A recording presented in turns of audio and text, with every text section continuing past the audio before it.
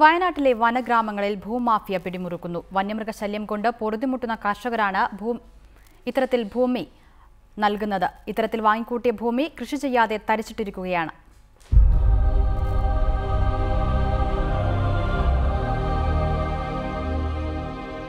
പുൽപ്പള്ളിയിലെ വനഗ്രാമമായ ചേകാടിയിൽ നിന്നുള്ള ദൃശ്യങ്ങളാണിത്.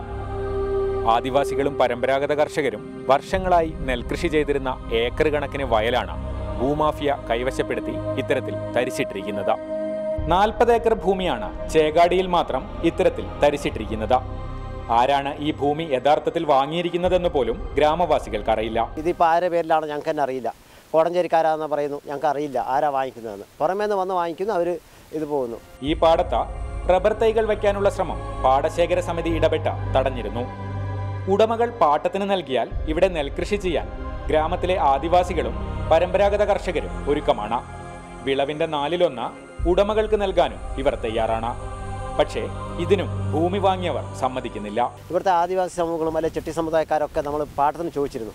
4/1 പങ്കിന് തരാൻ പറ്റുവാണെങ്കിൽ ഞങ്ങൾക്ക് ന്യായമായിട്ടൊരു പൈസയ്ക്ക് ഞങ്ങൾക്ക് എടുക്കാൻ പറ്റുമായിരുന്നു. പക്ഷെ ഇവർ 4/1 പോയിട്ട് ഒരു പാട്ടത്തിന് പോലും ഇവിടുത്തെ ആൾക്കാർക്ക് കൃഷിക്ക് കൊടുക്കാതെ വെറുതെ തരിച്ചിടുകയാണ് ചെയ്യുന്നത്. കൃഷിഭൂമി ഇത്തരത്തിൽ തരിച്ചിടുന്നത് ആദിവാസികൾ ഉൾപ്പെടെയുള്ള കർഷക തൊഴിലാളികളുടെ തൊഴിലും നഷ്ടപ്പെടുത്തുകയാണ്. ഇത്തരം ഭൂമി സർക്കാർ ഇടപെട്ട് കൃഷിക്ക് ലഭ്യമാക്കണമെന്നാണ് ഗ്രാമത്തിലെ കർഷകരുടെ ആവശ്യം. ക്യാമറാമാൻ മനു റോയ്ക്കൊപ്പം കമൽ, റിപ്പോർട്ടർ, വയനാട്.